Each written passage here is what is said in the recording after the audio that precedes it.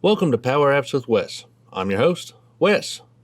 Today I'm going to show you a thing I found that will make your apps look just a little bit prettier, add a little bit of pop, and just overall make it look just a little bit better than just an app right out of the box. A little bit of customization. Everybody likes to customize things. So the other day I ran across this blog post. It is just a minimalistic design tip with box shadows. I apologize. I don't know how to say your name. I think it's Geetha. She gave me permission to use this, and I'm going to put a link in the description below.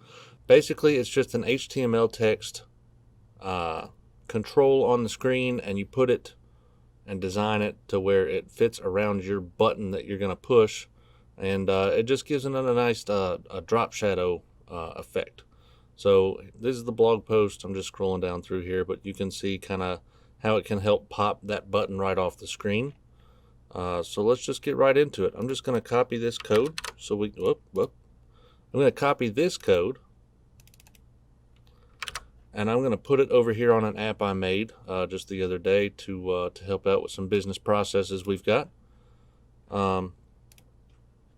So just throw in a HTML text control on the screen,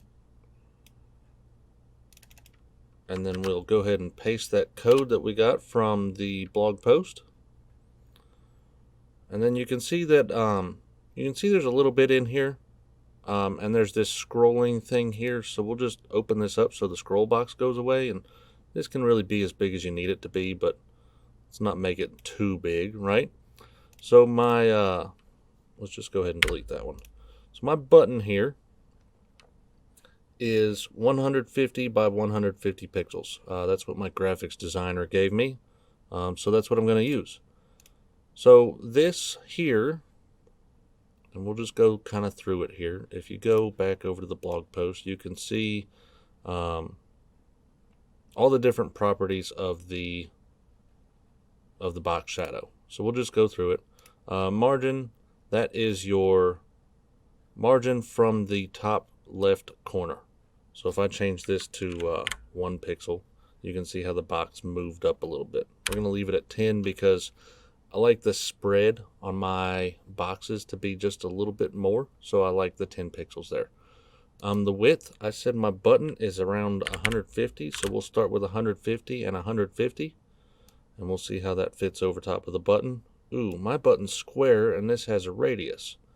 So let's go through here and figure out what the radius is. Okay, here's a property that just says border radius. Let's just take that completely off because my box is a square. All right, now I think I lost the shadow. So let's make sure we've got the right color here. In PowerApps, there is RGBA codes, and I'm going to use just a really dark gray code here and put a transparency of 50% on there. All right, so let's see here what we've got. X offset, Y offset, blur, spread, color. So we've got the color. X offset, Y offset, blur, spread. Okay, so this is the X offset. So this is how far we want the so I'll just show you here. I'm going to use 6 pixels. Hang on here, I'm doing something wrong. I forgot to close in parentheses. All right, so we've got the box shadow offsets. So if we do 6 pixels, I can show you what happens here. If we do this 60 pixels, we can see how far it moves. So that moves it way far over there. 60 is a lot for this. We could try like 8. See how that looks? That actually looks pretty good there. But it's not really coming off the bottom very well. So let's do a Y offset of also 8. Whoops. I think PowerApps has updated, and it's making my inner buttons not be the same. Oh my goodness. Everything's changed. Just from yesterday.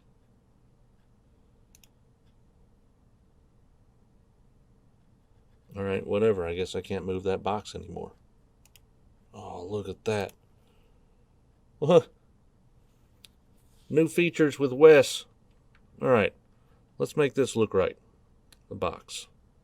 So let's make the height 149 because it looks like it's...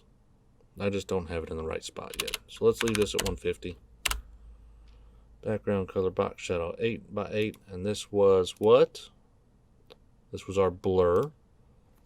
So I like a blur of 10 pixels. So it's not as harsh, right? And our spread, we're going to do 3 pixels. So it makes it just a little bit bigger, but it's not as long and all of that. All right, so that's pretty much it. You can see just how much that changes that. Just if I hide it and then put it back, you can see just how much that adds to your Power App.